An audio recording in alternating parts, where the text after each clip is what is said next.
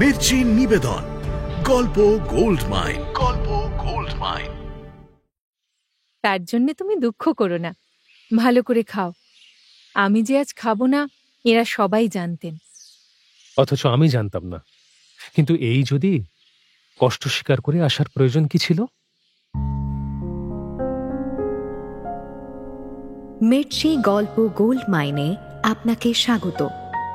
মণিমাণিক্যে ভরা বাংলা সাহিত্যের কিছু কালোজয়ী উপন্যাস ও গল্প দিয়ে সাজানো আমাদের এই মির্চি গল্প গোল্ড মাইন। শুনছেন কথাশিল্পী শরৎচন্দ্র চট্টোপাধ্যায়ের ক্লাসিক উপন্যাস শ্রীকান্ত। গঙ্গামাটি গ্রামে যাওয়ার রাস্তায় এক অচেনা অজানা তরুণ সাধুর সঙ্গে আলাপ হল রাজলক্ষ্মী শ্রীকান্তর। রাজলক্ষ্মী তাকে ভাই পাতিয়ে ফেলল। তারপর সে যখন গঙ্গামাটি থেকে নিজের গন্তব্যের দিকে যাত্রা করল, তখন রাজলক্ষ্মী শ্রীকান্তর কাছে এক প্রতিজ্ঞা করে বসল।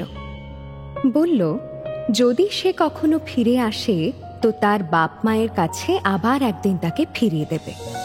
তারপর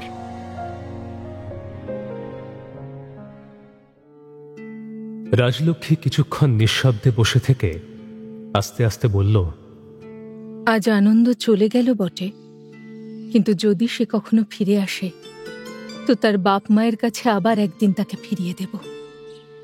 এ তোমাকে আমি নিশ্চয় বলছি। তাতে তোমার গরজ কি? অমন ছেলে চিরদিন ভেসে বেড়াবে, এ কথা ভাবলেও যেন আমার বুকে শুল বেঁধে। আচ্ছা, তুমি নিজেও তো সংসার ছেড়েছিলে।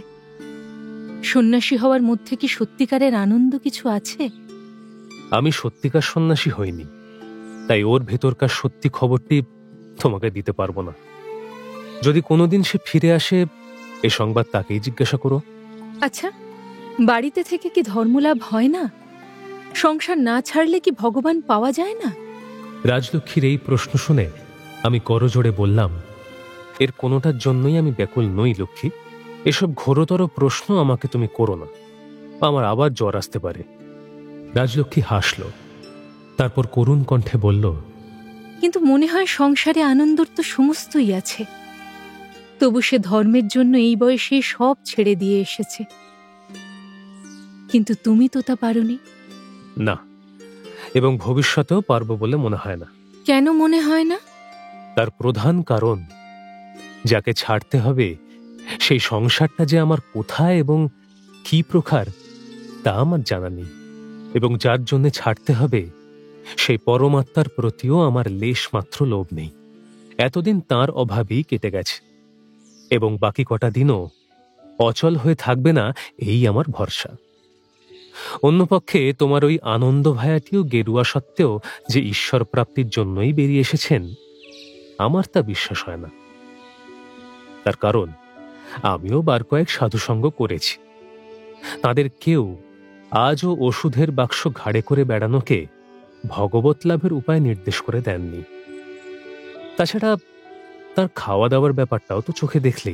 তবে কি সে মিছামিছি ঘর সংসার ছেড়ে কষ্ট করতে বার হয়েছে? সবাই কি তোমার মতোই মনে করো? না, মস্ত প্রভেদ আছে। সে ভগবানের সন্ধানে বার না হলেও মনে হয় যার জন্য পথে বেরিয়েছে সে তারই কাছাকাছি, অর্থাৎ আপনার দেশ। তাই তার ঘর বাড়ি ছেড়ে আসাটা ঠিক সংসার ছেড়ে আসা নয়। সাধুজি কেবলমাত্র ক্ষুদ্র একটি সংসার ছেড়ে বড় সংসারের মধ্যে প্রবেশ করেছেন। রাজলক্ষ্মী আমার মুখের দিকে চেয়ে রইল, বোধহয় ঠিক বুঝতে পারল না। তারপরে জিজ্ঞাসা করল, যাবার সময় সে কি তোমাকে কিছু বলে গেল? না, তেমন কিছু নয়। কেন যে একটুখানি সত্যি গোপন করলাম তা নিজেও জানি না। কিন্তু বিদায়কালে সাধুজির শেষ কথাটা তখন পর্যন্ত আমার কানে তেমনই বাজছিল। যাবার সময় সেই যে একটা নিঃশ্বাস ফেলে বলে গেলেন, বিচিত্র দেশ এই বাংলাদেশটা। এর পথে ঘাটে মা বোন, সাধ্য কি তাদের ফাঁকি দিয়ে যায়? ম্লান মুখে রাজলক্ষ্মী নিঃশব্দে বসে রইল। আমারও মনের মধ্যে অনেক দিনের অনেক ভুলে যাওয়া ঘটনা ধীরে ধীরে উঁকি মেরে যেতে লাগলো। মনে মনে বলতে লাগলাম, তাই বটে, তাই বটে। সাধুজি, তুমি যেই হও, এই অল্প বয়সেই আমার এই কাঙাল দেশটিকে তুমি ভালো করেই দেখেছ। না হলে এই যথার্থ রূপটির খবর আজ এমন সহজেই এই কটি কথায় দিতে পারতে না। জানি জানি অনেক দিনের অনেক ত্রুটি, অনেক বিচ্যুতি আমার মাতৃভূমির সর্বাঙ্গে পাঁক লেপেছে। তবুও এ সত্যি যাচাই করবার যার সুযোগ মিলেছে, সেই জানে তা কত বড় সত্যি। এইভাবে নীরবে মিনিট 10-15 কেটে গেলে রাজলক্ষ্মী মুখ তুলে বলল, এই উদ্দেশ্যই যদি তার মনে থাকে, একদিন আবার তাকে ঘরে ফিরতেই হবে, আমি বলে দিচ্ছি। এদেশে নিছক পরের ভালো করতে যাওয়ার যে দুর্গতি, হয়তো সে আজও জানে না। এর স্বাদ কত কামই জানি। আমারই মতো একদিন যখন সংশয়ে, বাধায়, কটু কথায় তার সমস্ত মন তিক্ত রসে পরিপূর্ণ হয়ে উঠবে, তখন সে পালিয়ে আসার পথ পাবে না। অসম্ভব নয়, কিন্তু আমার মনে হয় এসব দুঃখের কথা যেন সে বেশ জানে। আমার কথায় রাজলক্ষ্মী বারবার মাথা নেড়ে বলতে লাগলো, কখনো না, কখনো না। জানলে সে পথে কেউ যাবে না, আমি বলছি। এ কথার আর জবাব ছিল না। বঙ্কুর মুখে শুনেছিলাম একদিন ওর অনেক সাধু সংকল্প, অনেক পুণ্যকর্ম তার শ্বশুর বাড়ির দেশে অত্যন্ত অপমানিত হয়েছিল। সেই নিষ্কাম পরোপকারের ব্যথা অনেকদিন ওর মনে ছিল। যদিও আরও একটা দিক দেখবার ছিল, কিন্তু সেই অবলুপ্ত বেদনা স্থানটা চিহ্নিত করে তুলতেও আর ইচ্ছে হলো না। তাই চুপ করে বসে রইলাম। অথচ রাজলক্ষ্মী যা বলছিল তা মিথ্যা নয়। মনে মনে ভাবতে লাগলাম, কেন এমন হয়? কেন একে শুভচেষ্টা অপরে এমন সন্দেহের চোখে দেখে? কেন এগুলি বিফল করে দিয়ে মানুষ সংসারের দুঃখের ভার লঘু করতে দেয় না? মনে হলো, সাধুজি যদি থাকতেন, কিংবা যদি কখনো ফিরে আসেন, এই জটিল সমস্যার মীমাংসার ভার তাঁকেই দেব। সেদিন সকাল থেকে নিকটেই কোথা থেকে মাঝে মাঝে সানাইয়ে শব্দ পাওয়া যাচ্ছিল। এই সময় জন কয়েক লোক রতনকে সামনে রেখে প্রাঙ্গণের মধ্যস্থলে এসে দাঁড়ালো। রতন সামনে এসে বলল, মা, এরা আপনাকে রাজবরণ দিতে এসেছে। এসো না হে, আরে দিয়ে যাও না, এসো এসো। বলে সে একজন প্রৌঢ় গোছের লোককে ইঙ্গিত করল। লোকটির পরনে হরিদ্রা রঙে ছোপানো একটি কাপড়, গলায় নতুন কাঠের মালা। অত্যন্ত সংকোচের সঙ্গে এগিয়ে এসে বারান্দার নিচে থেকেই নতুন শালপাতায় একটি টাকা ও একটি সুপারি রাজলক্ষ্মীর পদতলের উদ্দেশ্যে রেখে মাটিতে মাথা ঠেকিয়ে প্রণাম করল এবং বলল, মা ঠাকুরুন, আজ আমার মেয়ের বিয়ে। রাজলক্ষ্মী উঠে এসে তা গ্রহণ করল এবং পুলকিত চিত্তে বলল, মেয়ের বিয়েতে বুঝি এই দিতে হয়? না মা, তা নয়। যার যেমন সাধ্য সে তেমনি জমিদারকে দেয়। এরা ছোট জাত, ডোম, এর বেশি আর কোথায় কি পাবে বলুন? তাই কত কষ্টে। কিন্তু নিবেদন সমাপ্ত হবার আগেই টাকাটা ডোমের শুনে রাজলক্ষ্মী তাড়াতাড়ি রেখে দিয়ে বলল, তবে থাক থাক, এও দিতে হবে না। তোমরা এমনি মেয়ের বিয়ে দাওগে। এই প্রত্যাখ্যানে কন্যার পিতা এবং ততোধিক রতন নিজে বিপদগ্রস্ত হয়ে উঠল। সে নানাভাবে বোঝাবার চেষ্টা করতে লাগল যে এই রাজবরণের সম্মানটা গ্রহণ না করলে কোনো মতেই চলবে না। রাজলক্ষ্মী কেন যে ওই সুপারিশুদ্ধ টাকাটা নিতে কিছুতেই চায় না, ঘরের ভিতরে বসে আমি তা বুঝেছিলাম। এবং রতনী বা কি জন্য যে স্বনির্বন্ধ অনুরোধ করছিল তাও আমার অজানা ছিল না। খুব সম্ভব দেও টাকাটা আরও বেশি, এবং গোমস্তা কুশারী মহাশয়ের হাত থেকে নিস্তার পাবার জন্যই তারা এই কৌশল করেছে। এবং রতন হুজুর ইত্যাদি সম্ভাষণের পরিবর্তে তাদের মুখপাত্র হয়ে আর্জি পেশ করতে এসেছে। সে যে যথেষ্ট আশ্বাস দিয়েই এনেছে তাতে সন্দেহ মাত্র নেই। তার এই সংকট অবশেষে আমিই মোচন করলাম। উঠে এসে টাকাটা তুলে নিয়ে বললাম, আমি নিলাম, তোমরা বাড়ি গিয়ে বিয়ের উদ্যোগ করো গে। রতনের মুখ গর্বে উজ্জ্বল হয়ে উঠল এবং রাজলক্ষ্মী অস্পৃশ্যের প্রতিগ্রহের দায় থেকে পরিত্রাণ পেয়ে হাঁপ ফেলে বাঁচল। খুশি হয়ে বলল, এ ভালোই হলো যে যার মান্য তিনি স্বহস্তে নিলেন। এই বলে সে হাসল। মধুডম কৃতজ্ঞতায় পরিপূর্ণ হয়ে হাত জোড় করে বলল, হুজুর, পহর রেতের মধ্যেই লগন, একবার যদি পায়ের ধুলো দেন। এই বলে সে একবার আমার ও একবার রাজলক্ষ্মীর মুখের দিকে করুণ চোখে চেয়ে রইল। আমি রাজি হলাম। রাজলক্ষ্মী নিজেও একটু হেসে সানাইয়ের শব্দটা আন্দাজ করে বলল, ওই বুঝে তোমার বাড়ি মধু? আচ্ছা, যদি সময় পাই তো আমিও গিয়ে একবার দেখে আসব। রতন, বড় তোরঙ্গটা খুলে দেখ তোরে, আমার নতুন শাড়িগুলো আনা হয়েছে কিনা। যা, মেয়েটিকে একখানা দিয়ে আয়। মিষ্টি বুঝি এদেশে কিছু পাওয়া যায় না? বাতাসা মেলে? আচ্ছা, তাই বেশ, অমনি তাও কিছু কিনে দিয়ে আসিস রতন। হ্যাঁ মধু, তোমার মেয়ের বয়স কত? পাত্তরের বাড়ি কোথায়? লোক কতগুলি খাবে? এ গাঁয়ে কঘর তোমরা আছো? জমিদার গৃহিণীর একসঙ্গে এতগুলি প্রশ্নের উত্তরে মধু সসম্ভ্রমে এবং সবিনয়ে যা বলল তাতে বোঝা গেল তার কন্যার বয়স বছর 9 মধ্যেই। পাত্র যুবা পুরুষ, 30-40 বেশি হবে না। বাড়ি ক্রোশ 5 উত্তরে কি একটা গ্রামে। সে একটা তাদের বড় সমাজ। সেখানে জাতীয় ব্যবসা কেউ করে না, সকলেরই চাষবাস পেশা। মেয়ে বেশ সুখেই থাকবে, তবে ভয় শুধু এই রাতটার জন্য।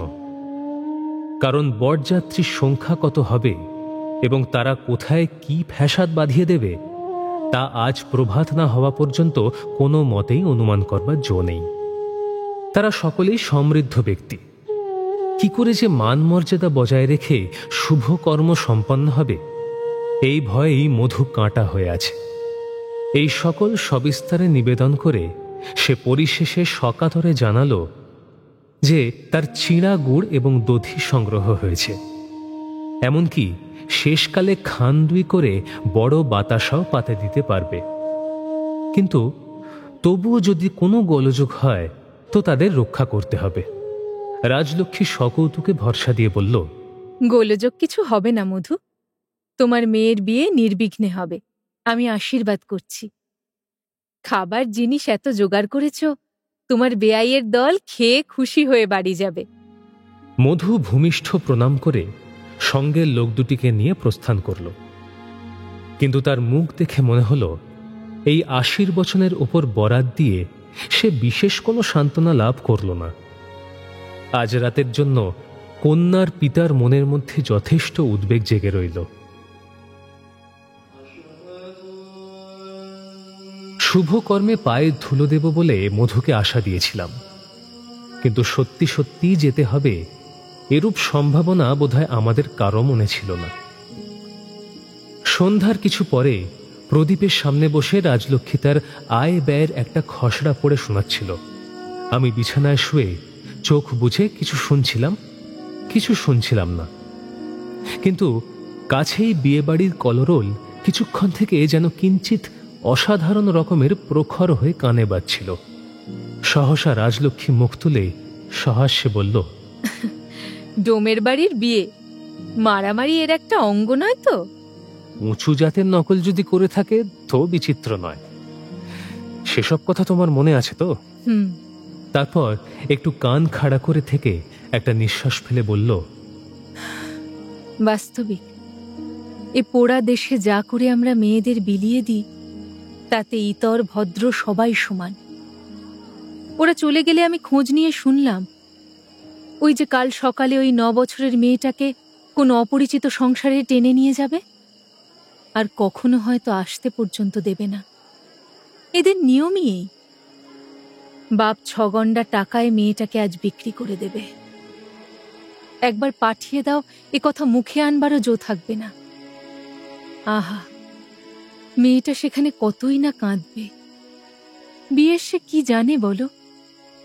এসব দুর্ঘটনা তো জন্মকাল থেকেই দেখে আসছি, এরকম সয়েও গিয়েছে, আর ক্ষোভ প্রকাশ করতে ইচ্ছে হয় না। সুতরাং প্রত্যুত্তরে কেবল চুপ করেই রইলাম।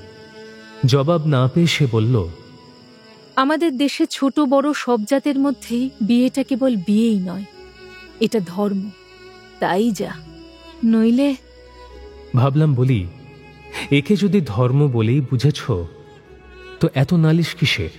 আর যে ধর্মকর্মে মন প্রসন্ন না হয়ে গ্লানির ভারে অন্তর কালো হয়ে উঠতে থাকে, তাকে ধর্ম বলে গ্রহণ করা যায়ই বা কি করে? কিন্তু আমার বলবার আগেই রাজলক্ষ্মী নিজেই আবার বলল, কিন্তু এসব বিধি ব্যবস্থা করে গেছেন যারা, তাঁরা ছিলেন ত্রিকালদর্শী ঋষি। শাস্ত্রবাক্য মিথ্যাও নয়, অমঙ্গলেরও নয়। আমরা কি বা জানি, আর কতটুকুই বা বুঝি? ব্যাস, যা বলতে চেয়েছিলাম তা আর বলা হলো না। এ সংসারে যা কিছু ভাববার বস্তু ছিল, সমস্তই ত্রিকালজ্ঞ ঋষিরা অতীত, বর্তমান ও ভবিষ্যৎ এই 3 কালের জন্য বহু আগেই ভেবে স্থির করে দিয়ে গিয়েছেন। দুনিয়ায় নতুন করে চিন্তা করবার কোথাও কিছু বাকি নেই। এ কথা রাজলক্ষ্মীর মুখে এই নতুন শুনলাম না, আরো অনেকের মুখে অনেকবার শুনেছি এবং বরাবরই চুপ করে গিয়েছি। আমি জানি এর জবাব দিতে গেলেই আলোচনাটা প্রথমে উষ্ণ এবং পরক্ষণেই ব্যক্তিগত কলহে অতিশয় তিক্ত হয়ে ওঠে। ত্রিকালদর্শীদের আমি তাচ্ছিল্য করছি না, রাজলক্ষ্মীর মতো আমিও তাদের অতিশয় ভক্তি করি। শুধু এই কথাটাই ভাবি, তারা দয়া করে যদি শুধু কেবল আমাদের এই ইংরেজি আমলটার জন্য ভেবে না যেতেন, তাহলে তারাও অনেক দুরূহ চিন্তার দায় থেকে অব্যাহতি পেতেন। আমরাও হয়তো সত্যি সত্যি আজ বাঁচতে পারতাম। আমি আগেই বলেছি, রাজলক্ষ্মী আমার মনের কথাগুলো যেন দর্পণের মতো স্পষ্ট দেখতে পেত।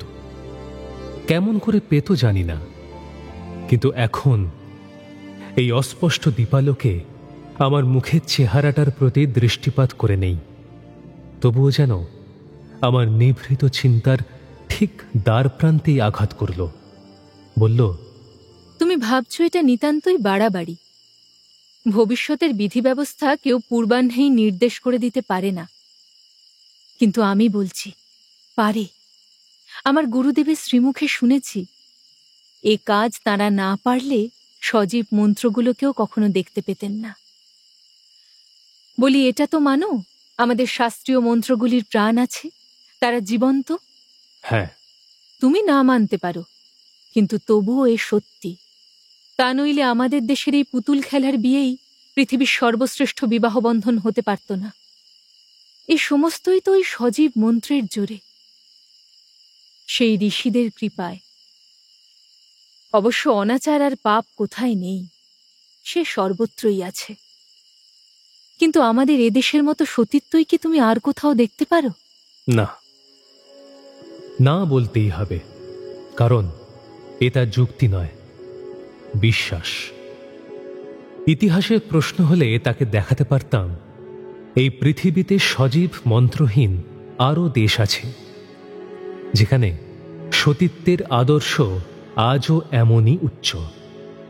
অভয়ার উল্লেখ করে বলতে পারতাম, এই যদি, তবে তোমাদের জীবন্ত মন্ত্র নর নারী দুজনকেই এক আদর্শে বাঁধতে পারে না কেন?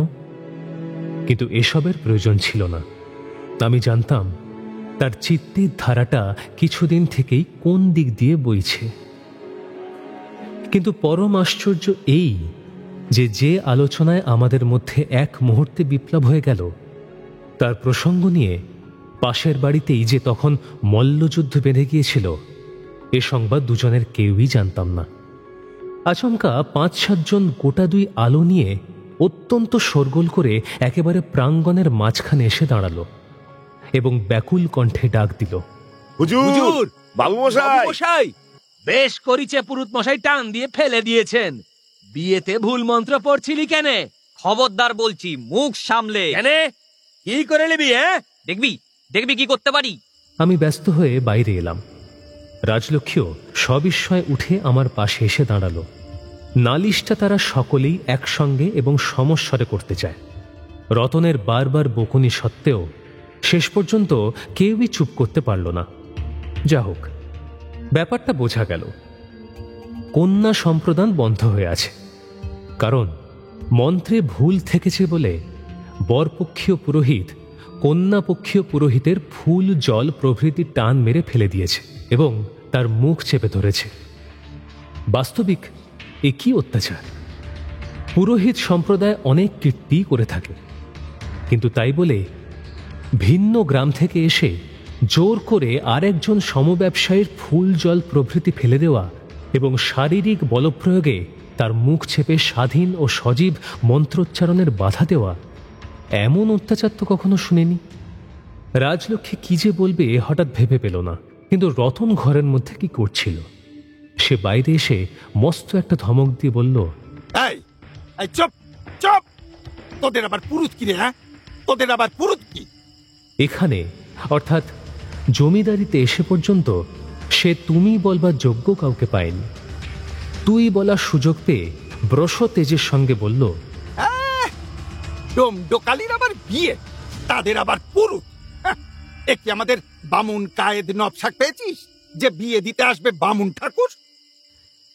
এই বলে সে বারবার আমার ও রাজলক্ষ্মীর মুখের দিকে সগর্বে চাইতে লাগল। এখানে মনে করিয়ে দেওয়া প্রয়োজন যে রতন জাতিতে নাপিত। মধুডোম নিজে আসতে পারেনি, কন্যা সম্প্রদানে বসেছে, কিন্তু তার সম্বন্ধী এসেছিল। সে ব্যক্তি যা বলতে লাগল তাতে বোঝা গেল এদের ব্রাহ্মণ নেই, নিজেরা নিজেদের পুরোহিত। তবুও রাখাল পণ্ডিত তাদের ব্রাহ্মণেরই সামিল, কারণ তার গলায় পৈতে আছে এবং সে তাদের দশকর্ম করায়। এমনকি সে তাদের ছোঁয়া জল পর্যন্ত খায় না। সুতরাং এত বড় সাত্ত্বিকতার পরেও আর প্রতিবাদ চলে না। অতএব আসল ও খাঁটি ব্রাহ্মণের সঙ্গে যদি কোনো প্রভেদ থাকে তো সে নিতান্তই অকিঞ্চিতকর। সে যা হোক, এদের ব্যাকুলতায় ও বিয়েবাড়ির প্রবল চিৎকার শব্দে আমাকে যেতে হলো। রাজলক্ষ্মীকে বললাম, তুমিও চলো না, বাড়িতে একলা কি করবে? রাজলক্ষ্মী প্রথমে মাথা নাড়ল, কিন্তু শেষে কৌতূহল নিবারণ করতে পারল না। এই বলে আমার সঙ্গ নিল। এসে দেখলাম মধুর সম্বন্ধী অত্যুক্তি করেনি। বিবাদ তুমুল হয়ে উঠবার উপক্রম করেছে। একদিকে বরপক্ষীয় প্রায় ৩০-৩২ জন এবং অন্যদিকে কন্যাপক্ষীয় প্রায় ততগুলি। মাঝখানে প্রবল ও স্থূলকায় শিবু পণ্ডিত দুর্বল ও ক্ষীণজীবী রাখাল পণ্ডিতের হাত চেপে ধরে আছে। আমাদের দেখে সে ছেড়ে দিয়ে সরে দাঁড়ালো। আমরা সসম্মানে একটা মাদুরের ওপর আসন গ্রহণ করে শিবু পণ্ডিতকে এই অতর্কিতে আক্রমণের কারণ জিজ্ঞাসা করায় সে বলল, হুজুর, মন্তরের ম জানে নাই বেটা, আবার নিজেকে বলে পণ্ডিত। বিবাহটাই আজ ভেস্তে দিত। ভেস্তে দিত? হ্যাঁ দিত। 5খানা গায়ে ছাদ্য, বিয়ে নিত্য দিচ্ছি, আর আমি জানি না মন্তর। আমি মনে মনে ভাবলাম এখানেও সেই মন্ত্র, কিন্তু বাড়িতে রাজলক্ষ্মীর কাছে না হয় চুপ থেকেই তর্কের জবাব দিয়েছি, কিন্তু এখানে যদি যথার্থই মধ্যস্থতা করতে হয় তো বিপদে পড়তে হবে। অবশেষে বহু বাদবিতণ্ডা স্থির করে বললাম, রাখালি মন্ত্রপাঠ করাবেন, কিন্তু ভুল যদি কোথাও হয় তো শিবুকে আসন ছেড়ে দিতে হবে। রাখাল রাজি হয়ে পুরোহিতের আসন গ্রহণ করল এবং কন্যার পিতার হাতে কয়েকটা ফুল এবং বরকন্যার 2 হাত একত্র করে দিয়ে যে বৈদিক মন্ত্রপাঠ করল তা আমার আজও মনে আছে। মন্ত্র সম্বন্ধে কোনো জ্ঞান না থাকা সত্ত্বেও সন্দেহ হয় বেদে ঠিক এই কথাগুলি ঋষিরা সৃষ্টি করে যাননি। রাখাল পণ্ডিত বরকে বললেন, বাবা তুমি বলো, মধু ডোমায় কন্যায় নমঃ। মধু ডোমায় কন্যায় নমঃ। মা তুমি এবার বলো, ভগবতী ডোমায় পুত্রায় নমঃ। বালিকা কন্যার উচ্চারণে পাছে ত্রুটি হয়, এই জন্য মধু তার হয়ে উচ্চারণ করতে যাচ্ছিল। এমন সময় শিবু পণ্ডিত 2 হাত তুলে বজ্র গর্জনে সকলকে চমকে দিয়ে বলে উঠল, ও মন্তরী নয়, বিয়েই হলো না। পিছনে একটা টান পেয়ে ফিরে দেখি রাজলক্ষ্মী মুখের মধ্যে আঁচল গুঁজে প্রাণপণে হাসি চাপবার চেষ্টা করছে, এবং উপস্থিত সমস্ত লোকই একান্ত উদ্গ্রীব হয়ে উঠেছে। রাখাল পণ্ডিত লজ্জিত মুখে কি একটা বলতে গেল, কিন্তু তার কথা কেউ কানেই নিল না। সকলেই সমস্বরে শিবুকে অনুনয় করতে লাগলো। আহা, এতে রাখালের দোষ নেই। আসল মন্তর আমি ছাড়া এই অঞ্চলে আর কেউই জানে না। বেশি দক্ষিণে আমি চাই নে। আমি এইখানে থেকেই মন্ত্র পাঠ করছি, রাখাল ওদের পড়াক। এই বলে সেই শাস্ত্রজ্ঞ পুরোহিত মন্ত্রোচ্চারণ করতে লাগলেন, এবং পরাজিত রাখাল নিরীহ ভালো মানুষটির মতো বরকন্যাকে আবৃত্তি করাতে লাগলো। বলো বিপিন বাবা। মধু ডোমায় কন্যায় ভুজ্যপত্রং নমঃ। মধু ডোমায় কন্যায় ভুজ্যপত্রং নমঃ। মধু, এবার তুমি বলো। ভগবতী ডোমায় পুত্রায় সম্প্রদানং নমঃ। সকন্যা মধু সেটাই আবৃত্তি করল। সকলেই নীরব, স্থির। ভাবে বোধ হল শিবুর মতো শাস্ত্রজ্ঞ ব্যক্তি ইতিপূর্বে এই অঞ্চলে পদার্পণ করেনি। শিবু বরের হাতে ফুল দিয়ে বললেন, বিপিন, তুমি বলো। যতদিন জীবনং ততদিন ভাত কাপড় প্রদানং স্বাহা। বিপিন থেমে থেমে বহু দুঃখে বহু সময় এই মন্ত্র উচ্চারণ করল। বর কন্যা দুজনেই বলো, যুগল মিলনং নমঃ। বর এবং কন্যার হয়ে মধু আবৃত্তি করল। এরপরে বিরাট হরিধ্বনি সহকারে বর কন্যাকে বাড়ির মধ্যে নিয়ে যাওয়া হলো।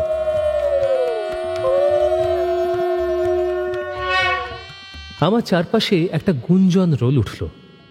সকলেই এক বাক্যে স্বীকার করতে লাগলো যে সমস্তক্ষণ আমি গম্ভীর হয়েই ছিলাম, এবং শেষ পর্যন্ত এই অসীম গাম্ভীর্য বজায় রেখেই রাজলক্ষ্মীর হাত ধরে বাড়ি ফিরে এলাম। ওখানে কি করে যে সে নিজেকে সংবরণ করে বসেছিল আমি জানি না, কিন্তু ঘরে এসে হাসির প্রবাহে তার যেন দম বন্ধ হবার জো হলো। বিছানায় লুটিয়ে পড়ে সে কেবলই বলতে লাগলো, হ্যাঁ, একজন মহামহোপাধ্যায় বটে। রাখাল এতদিন এদের কেবল ঠকিয়েই খাচ্ছিল। প্রথমটা আমিও হাসি চেপে রাখতে পারলাম না। তারপরে বললাম, মহামহোপাধ্যায় দুজনেই, অথচ এমনি করেই তো এতকাল এদের মেয়ের মা এবং মেয়ের ঠাকুমার বিয়ে হয়েছে। রাখালে যাই হোক, শিবু পণ্ডিতের মন্ত্রগুলো ঠিক ঋষিরুবাচ বলে মনে হলো না, কিন্তু এদের কোনো মন্ত্রই বিফল হয়নি। এদের বিবাহ বন্ধন তো আজও তেমনই দৃঢ় এবং তেমনই অটুট আছে। রাজলক্ষ্মী হাসি চেপে সহসা সোজা হয়ে উঠে বসল, এবং এক দৃষ্টে চুপ করে আমার মুখের দিকে চেয়ে কত কি যেন ভাবতে লাগল। সকালে উঠে শুনলাম কুশারী মহাশয় মধ্যাহ্ন ভোজনের নিমন্ত্রণ করে গিয়েছেন। ঠিক এই আশঙ্কাই করছিলাম। জিজ্ঞাসা করলাম, আমি একা নাকি? না, আমিও আছি। যাবে? যাব বই কি। তার এই নিঃসংকোচ উত্তর শুনে অবাক হয়ে গেলাম। খাওয়া বস্তুটা যে হিন্দু ধর্মের কি এবং সমাজের কতখানি তার উপর নির্ভর করে রাজলক্ষ্মী তা জানে, এবং কত বড় নিষ্ঠার সঙ্গে তা মেনে চলে আমিও তা জানি। অথচ এই তার জবাব। কুশারী মহাশয় সম্বন্ধে বেশি কিছু জানি না, তবে বাইরে থেকে তাকে যতটা দেখা গিয়েছে মনে হয়েছে তিনি আচারপরায়ণ ব্রাহ্মণ, এবং এও নিশ্চিত যে রাজলক্ষ্মীর ইতিহাস তিনি জানেন না। কেবল মনিব বলেই আমন্ত্রণ করে গিয়েছেন, কিন্তু রাজলক্ষ্মী যে আজ সেখানে গিয়ে কি করে কি করবে আমি তা ভেবে পেলাম না।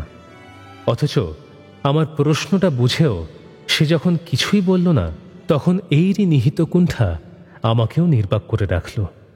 যথাসময়ে গোযান এসে উপস্থিত হল। আমি প্রস্তুত হয়ে বাইরে এসে দেখলাম রাজলক্ষ্মী গাড়ির কাছে দাঁড়িয়ে। যাবে না?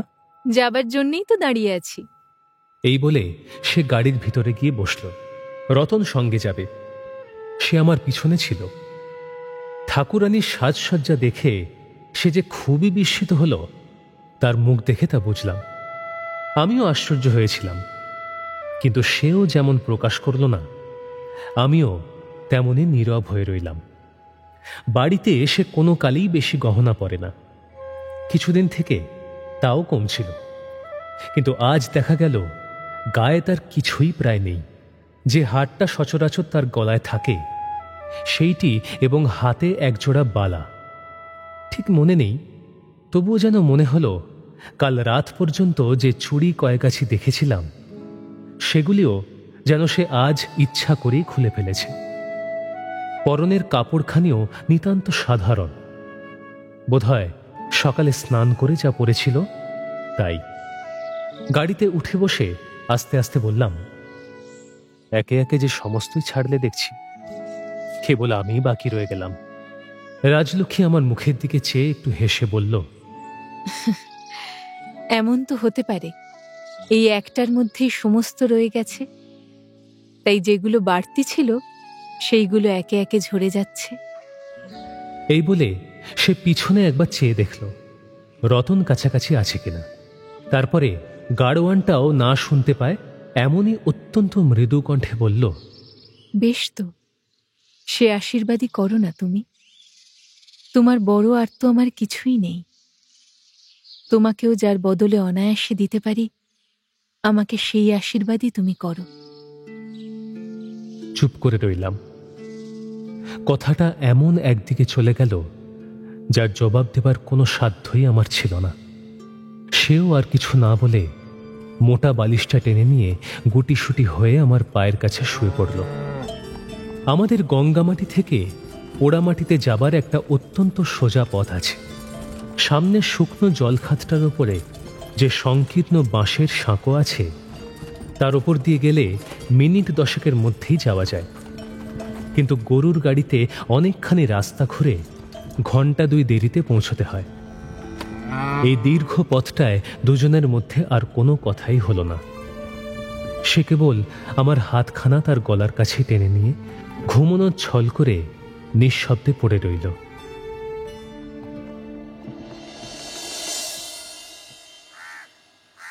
কুশারী মহাশয় দরজায় এসে যখন গোযান থামল, তখন বেলা দ্বিপ্রহর উত্তীর্ণ হয়ে গেছে। কর্তা এবং গৃহিণী দুজনেই একসঙ্গে বাইরে এসে আমাদের অভ্যর্থনা করে গ্রহণ করলেন, এবং অতিশয় সম্মানিত অতিথি বলেই বোধহয় সদরে না বসিয়ে একেবারে ভিতরে নিয়ে গেলেন। তাছাড়া একটু পরেই বোঝা গেল শহর থেকে দূরবর্তী এইসব সামান্য পল্লী অঞ্চলে অবরোধে সেরকম কঠোর শাসন প্রচলিত নেই।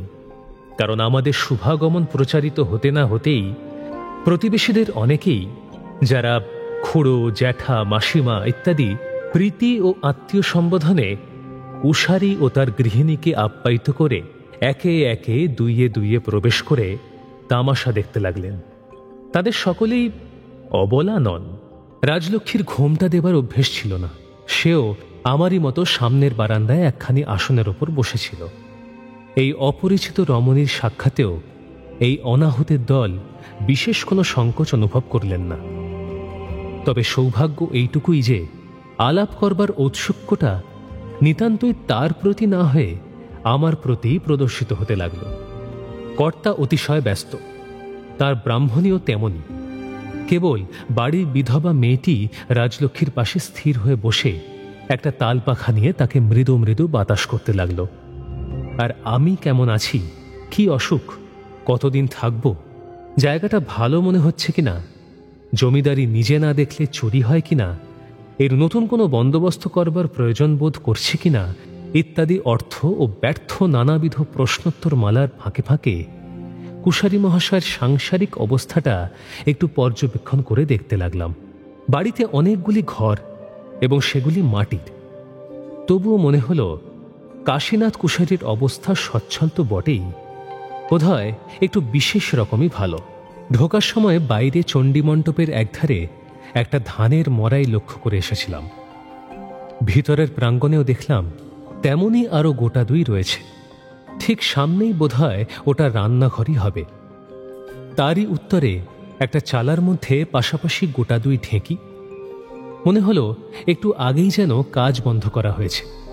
একটা বাতাবি গাছের নিচে ধান সিদ্ধ করবার কয়েকটা চুল্লি নিকোনো মোছানো ঝরঝর করছে, এবং সেই পরিষ্কার জায়গাটার ওপরে ছায়ায় দুটি পরিপুষ্ট গোবৎস ঘাড় কাত করে আরামে ঘুমোচ্ছে। তাদের মায়েরা কোথায় বাঁধা আছে চোখে পড়ল না, কিন্তু এটা বোঝা গেল কুশারি পরিবারের অন্যের মতো দুগ্ধেরও বিশেষ কোনো অনটন নেই। দক্ষিণের বারান্দায় দেয়াল ঘেঁষে ৬-৭টা বড় বড় মাটির কলসি বিড়ার উপর বসানো আছে। হয়তো গুড় আছে, আর কি আছে তা জানি না, কিন্তু যত্ন দেখে মনে হলো না যে তারা শূন্য গর্ভ কিংবা অবহেলার বস্তু। কয়েকটা খুঁটির গায়ে দেখলাম ঢেরা সমেত পাট এবং শনের গোছা বাঁধা রয়েছে। সুতরাং বাড়িতে যে বিস্তর দড়িদড়ার প্রয়োজন হয় তা অনুমান করা অসঙ্গত মনে করলাম না। কুশারি গৃহিণী খুব সম্ভব আমাদের অভ্যর্থনার কাজেই অন্যত্র নিযুক্তা। কর্তাটিও একবার মাত্র দেখা দিয়েই অন্তর্ধান করেছিলেন। তিনি আচমকা ব্যস্ত সমস্ত হয়ে উপস্থিত হলেন এবং রাজলক্ষ্মীকে উদ্দেশ্য করে অনুপস্থিতির কৈফিয়ত আর এক প্রকারে দিয়ে বললেন, মা, এইবার যাই, অনেকটা সেরে এসে একেবারে বসি। বছর 15-16 একটি সুন্দর সবল ছেলে উঠোনের একধারে দাঁড়িয়ে গভীর মনোযোগের সঙ্গে আমাদের কথাবার্তা শুনছিলেন। কুশারি মহাশয়ের দৃষ্টি তার প্রতি পড়তেই বলে উঠলেন, বাবা হরিপদ, নারায়ণের অন্নপ্রথায় এতক্ষণে প্রস্তুত হলো, একবার ভোগটি দিয়ে এসো গে বাবা। আন্নিকের বাকিটুকু শেষ করতে আর আমার দেরি হবে না। এরপরই কুশারি মশাই আমার দিকে চেয়ে বললেন, আজ মিছেই আপনাকে কষ্ট দিলাম, বড় দেরি হয়ে গেল। এই বলে আমার উত্তরের অপেক্ষায় আর দেরি না করে চোখের পলকে নিজেই অদৃশ্য হয়ে গেলেন। এইবার যথাসময়, অর্থাৎ যথাসময়ের অনেক পরে আমাদের মধ্যাহ্ন ভোজনের ঠাঁই করার খবর পৌঁছল। বাঁচা গেল। কেবল অতিরিক্ত বেলার জন্য নয়, এইবার আগন্তুকগণের প্রশ্নমানে বিরতি হবে ভেবেই হাঁপ ছেড়ে বাঁচলাম। তারা প্রস্তুত হয়েছে শুনে অন্তত কিছুক্ষণের জন্য আমাকে অব্যাহতি দিয়ে যে যার বাড়ি চলে গেলেন। কিন্তু খেতে বসলাম কেবল আমি একা। কুশারি মহাশয় সঙ্গে বসলেন না, কিন্তু সামনে এসে বসলেন। কারণটা তিনি সবিনয়ে এবং সগৌরবে নিজেই ব্যক্ত করলেন। আসলে উপবিদ ধারণের দিন থেকে ভোজনকালে সেই যে মৌনী হয়েছিলাম, সে ব্রত আজও ভাঙেনি। তাই এখনো একা নির্জন গৃহে এই ভোজনের কাজটা আমি এখনো সম্পন্ন করি আর কি। আপত্তি করলাম না, আশ্চর্য হলাম না, কিন্তু রাজলক্ষ্মী সম্বন্ধে যখন শুনলাম, আর মায়েরও তো আজ নাকি কি একটা ব্রত আছে, পরান্ন গ্রহণ করেন না, কাজে আপনাকে একাই। এইটা শুনে আশ্চর্য হলাম। এই ছলনায় মনে মনে ক্ষুব্ধ হয়ে উঠলাম এবং এর কি যে প্রয়োজন ছিল তা ভেবে পেলাম না। কিন্তু রাজলক্ষ্মী আমার মনের কথা চোখের পলকে বুঝে নিয়ে বলল, তার জন্যে তুমি দুঃখ করো না, ভালো করে খাও। আমি যে আজ খাবো না এরা সবাই জানতেন। অথচ আমি জানতাম না। কিন্তু এই যদি কষ্ট স্বীকার করে আসার প্রয়োজন কি ছিল? এর উত্তর রাজলক্ষ্মী দিল না। দিলেন কুশারি গৃহিণী। বললেন, এ কষ্ট আমি স্বীকার করিয়েছি বাবা। মা যে এখানে খাবেন না তা জানতাম, তবু আমরা যাঁদের দয়ায় দুটি অন্ন পাই তাঁদের পায়ের ধুলো বাড়িতে পড়বে এই লোভ সামলাতে পারলাম না। কি বলো মা? এই বলে তিনি রাজলক্ষ্মীর মুখের দিকে চাইলেন। এর জবাব আজ নয় মা, আর একদিন আপনাকে দেব। এই বলে সে হাসল। আমি কিন্তু অত্যন্ত আশ্চর্য হয়ে কুশারি গৃহিণীর মুখের দিকে চোখ তুলে চাইলাম। পল্লীগ্রামে, বিশেষত এইরূপ সুদূর পল্লীতে ঠিক এমনই সহজ সুন্দর কথাগুলি যেন কোনো রমণীর মুখেই শুনব তা কল্পনা করিনি। কিন্তু এখনও যে এই পল্লী অঞ্চলেই আরও একটি ঢের বেশি আশ্চর্য নারীর পরিচয় পেতে বাকি ছিল তা স্বপ্নেও ভাবিনি। আমার পরিবেশনার ভার বিধবা কন্যার উপর অর্পণ করে কুশারী গৃহিণী তালপাখা হাতে আমার সামনে বসেছিলেন। বোধহয় বয়সে আমার অনেক বড় হবেন বলেই মাথার ওপর আঁচলখানি ছাড়া মুখে কোনো আবরণ ছিল না। তা সুন্দর কিংবা অসুন্দর মনেই হল না, কেবল এইটুকুই মনে হল তা সাধারণ বাঙালি মায়ের মতোই স্নেহ ও করুণায় পরিপূর্ণ। দরজার কাছে কর্তা স্বয়ং দাঁড়িয়েছিলেন। বাইরে থেকে তার মেয়ে ডেকে বলল, বাবা, তোমার খাবার দেওয়া হয়েছে। বেলা অনেক হয়েছিল এবং এই খবরটুকুর জন্যই বোধহয় তিনি সাগ্রহে অপেক্ষা করছিলেন। তবুও একবার বাইরে ও একবার আমার দিকে তাকিয়ে বললেন, এখন একটু থাক মা, বাবুর খাওয়াটা। কিন্তু তার গৃহিণী তৎক্ষণাৎ বাধা দিয়ে বলে উঠলেন, না, তুমি যাও, মিথ্যে সময় নষ্ট করো না। ঠান্ডা হয়ে গেলে তোমার খাওয়া হয় না, তা আমি জানি। নষ্ট আর কি হবে, বাবুর খাওয়াটা হয়েই যাক না। আমি থাকতেও যদি খাওয়ার ত্রুটি হয় তো তোমার দাঁড়িয়ে থাকলেও সারবে না। তুমি যাও, কি বলো বাবা? এই বলে তিনি আমার দিকে চেয়ে হাসলেন। আমিও হেসে বললাম, থাকলে হয়তোবা ত্রুটি বাড়বে, আপনি যান কুশারী মশাই। অমন অভুক্ত চেয়ে দাঁড়িয়ে থাকলে কোনো পক্ষেই সুবিধা হবে না। তিনি আর বাক্য ব্যয় না করে ধীরে ধীরে চলে গেলেন। কিন্তু মনে হল সম্মানিত অতিথির আহারের জায়গায় উপস্থিত না থাকবার সংকোচটা সঙ্গে নিয়েই গেলেন। কিন্তু এইটাই যে আমার মস্ত ভুল হয়েছিল তা কিছুক্ষণ পরেই আর অজানা রইল না। তিনি চলে গেলে তার গৃহিণী বললেন, উনি নিরামিষ আলো চালের ভাত খান, জুড়িয়ে গেলে আর খাওয়াই হয় না, তাই জোর করে পাঠিয়ে দেওয়া। কিন্তু তাও বলি বাবা, যাঁরা অন্নদাতা তাদের আগে নিজের বাড়িতে অন্নগ্রহণ করাও কঠিন। কথাটায় মনে মনে আমার লজ্জা করতে লাগলো।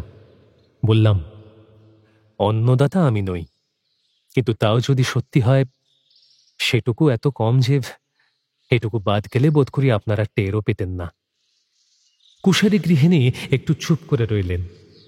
মনে হলো তার মুখখানি ধীরে ধীরে যেন অতিশয় ম্লান হয়ে উঠল। তারপর বললেন, তোমার কথাটা নিতান্ত মিথ্যা নয় বাবা। ভগবান আমাদের কিছু কম দেননি, কিন্তু এখন মনে হয় এত যদি তিনি নাই দিতেন, হয়তো এর চেয়ে তাঁর বেশি দয়াই প্রকাশ পেত। বাড়িতে ওই তো কেবল একটা বিধবা মেয়ে।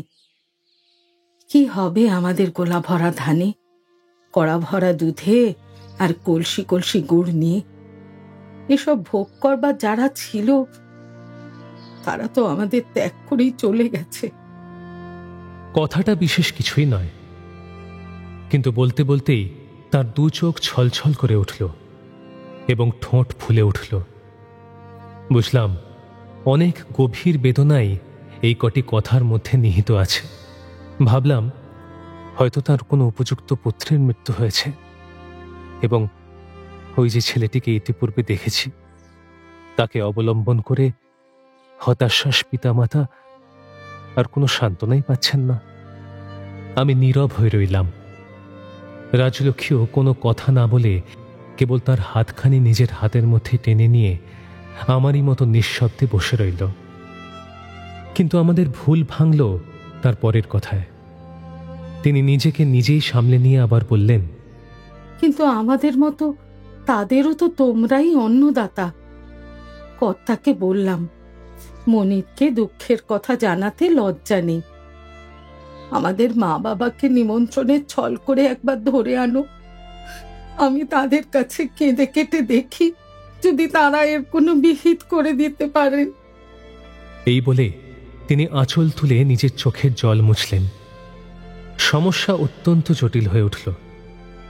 রাজলক্ষ্মীর মুখের দিকে চেয়ে দেখলাম সেও আমারই মতো সংশয়ে পড়েছে, কিন্তু আগের মতো এখনো দুজনে চুপ করে রইলাম। কুশারী গৃহিণী এইবার তাদের দুঃখের ইতিহাস ধীরে ধীরে ব্যক্ত করে বলতে লাগলেন। শেষ পর্যন্ত শুনে বহুক্ষণ কারো মুখে কোনো কথা বেরোল না, কিন্তু এ বিষয়ে সন্দেহ রইল না যে এ কথা বিবৃত করে বলতে ঠিক এতখানি ভূমিকারই প্রয়োজন ছিল।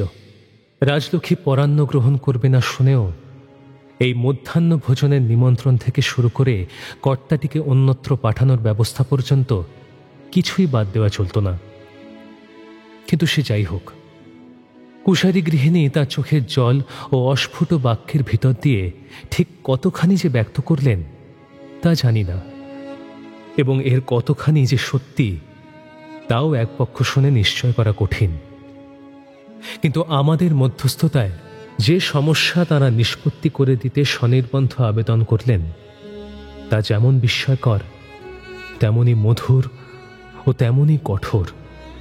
কুশারী গৃহিণী যে দুঃখের ইতিহাসটা বিবৃত করলেন তার মোট কথাটা এই যে গৃহে তাদের খাওয়া পড়ার যথেষ্ট সচ্ছলতা থাকা সত্ত্বেও শুধু যে কেবল সংসারটাই তাদের বিষ হয়ে গিয়েছে তাই নয়, সমস্ত পৃথিবীর কাছে তারা লজ্জায় মুখ দেখাতে পারছেন না, এবং সমস্ত দুঃখের মূল থেকেছে তার একমাত্র ছোট যা সুনন্দা।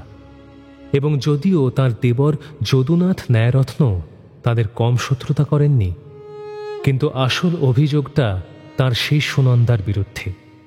এই বিদ্রোহী সুনন্দা ও তার স্বামী যখন সম্প্রতি আমাদেরই প্রজা, তখন যেমন করেই হোক এদের বশ করতে হবে। ঘটনাটা সংক্ষেপে এরকম। আমার শ্বশুর শাশুড়ি যখন স্বর্গগত হন তখন আমি এ বাড়ির বধূ। তখন যদু কেবল ৬-৭ বছরের বালক। এ বালককে মানুষ করে তুলবার ভার আমারই ওপর পড়ে। এই সেদিন পর্যন্ত এ ভার আমি বহন করেই এসেছি। পৈতৃক বিষয়ের মধ্যে একখানি মাটির ঘর, বিঘা ২-৩ ব্রহ্মোত্তর জমি এবং ঘর কয়েক যজমান, মাত্র এইটুকুর উপর নির্ভর করেই আমার স্বামীকে সংসার সমুদ্রে ভাসতে হয়েছিল। আজ এই যে প্রাচুর্য, এই যে সচ্ছলতা, এ সব সমস্তই তার সকৃত উপার্জনের ফল। ঠাকুরপো কোনো সাহায্যই করেনি, সাহায্য কখনো তার কাছে প্রার্থনাও করা হয়নি। এখন বুঝি তিনি অনেক দাবি করছেন? না না, দাবি কিসের বাবা?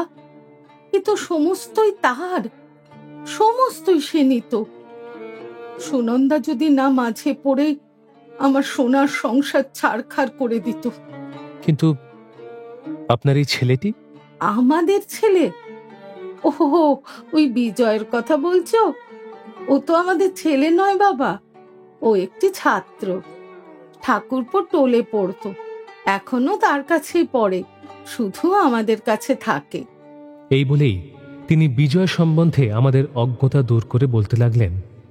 কত দুঃখে যে ঠাকুরপোকে মানুষ করি সে শুধু ভগবান জানেন, এবং পাড়ার লোকেও কিছু কিছু জানে। কিন্তু নিজে সে আজ সমস্ত ভুলেছে, শুধু আমরাই ভুলতে পারিনি। এই বলে তিনি চোখের কোণটা হাত দিয়ে মুছে ফেলে বললেন, কিন্তু সেসব যাক বাবা, সে অনেক কথা। আমি ঠাকুরপুর পইতে দিলাম। কর্তা তাকে পড়ার জন্য মিহিরপুরে শিবু তর্কালঙ্কারের টোলে পাঠিয়ে দিলেন। বাবা, ছেলেটাকে ছেড়ে থাকতে পারিনি বলে আমি নিজে কতদিন গিয়ে মিহিরপুরে বাস করে এসেছি, সেও আজ তার মনে পড়ে না।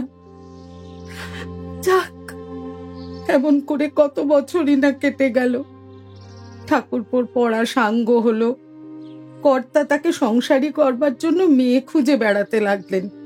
এমন সময় বলা নেই কওয়া নেই, হঠাৎ একদিন শিবু তর্কালঙ্কারের মেয়ে সুনন্দাকে বিয়ে করে এনে উপস্থিত।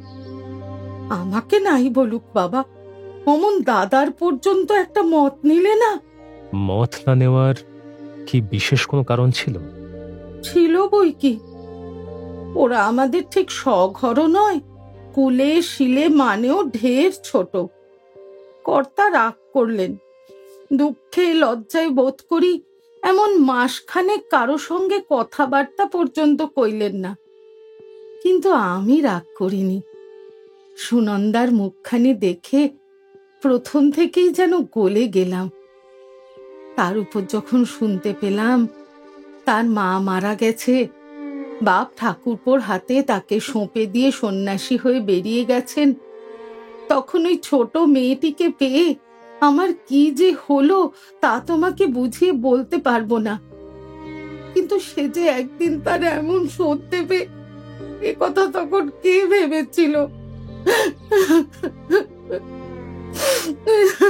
এই বলে তিনি হঠাৎ ঝরঝর করে কেঁদে ফেললেন।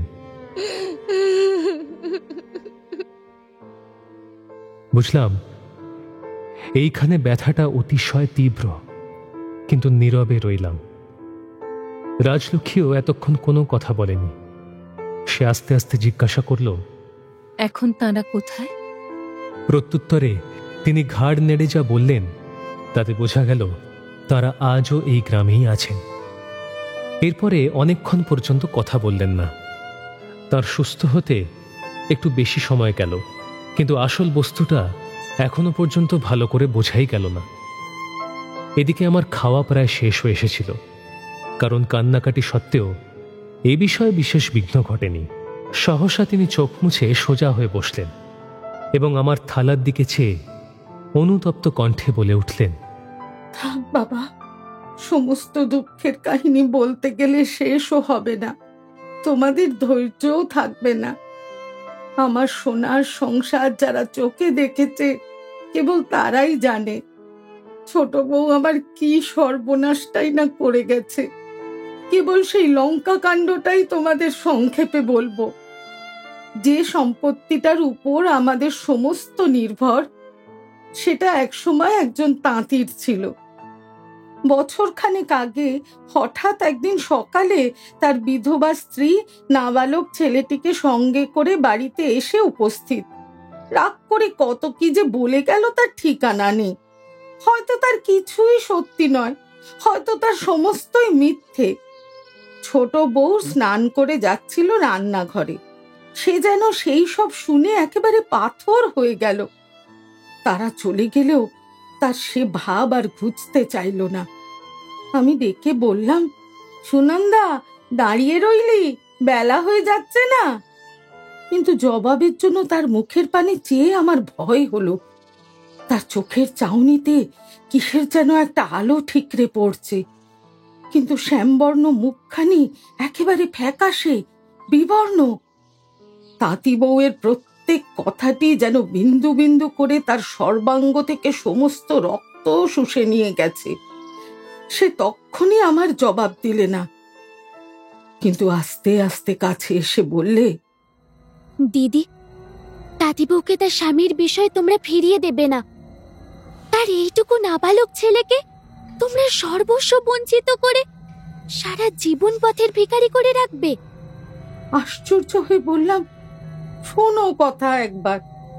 কানাই বসাকের সমস্ত সম্পত্তি দেনার দায়ে বিক্রি হয়ে গেলে ইনি কিনে নিয়েছেন। নিজের কেনা বিষয় কে কবে পরকে ছেড়ে দিয়েছে ছোট বউ? ছোট বউ বললে, কিন্তু বর ঠাকুর এত টাকা পেলেন কোথায়? সাধারণ পল্লীগ্রামের এক মেয়ে তার ভাসুরের কাজের দিকে আঙুল তুলেছে, সৎ অসতের বিচার করতে বসেছে। এমন ঘটনা শ্রীকান্ত আগে কখনো দেখেওনি, শোনেওনি। এবার কি তবে নতুন এক নারী চরিত্রের সন্ধান পেতে চলেছে শ্রীকান্ত? কুশারীদের পারিবারিক বিবাদে কি জড়িয়ে পড়বে রাজলক্ষ্মী শ্রীকান্ত?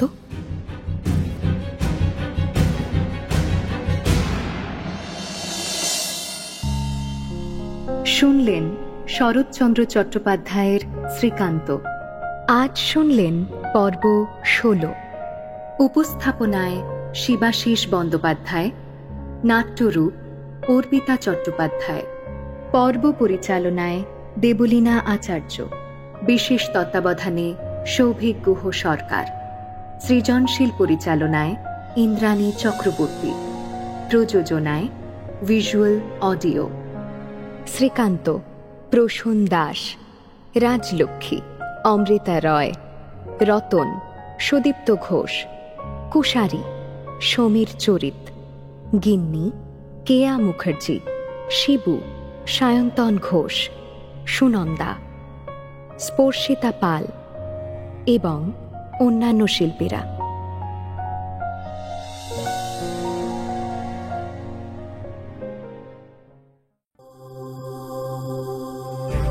মির্চি নিবেদন, গল্প গোল্ড মাইন। গল্প গোল্ড মাইন।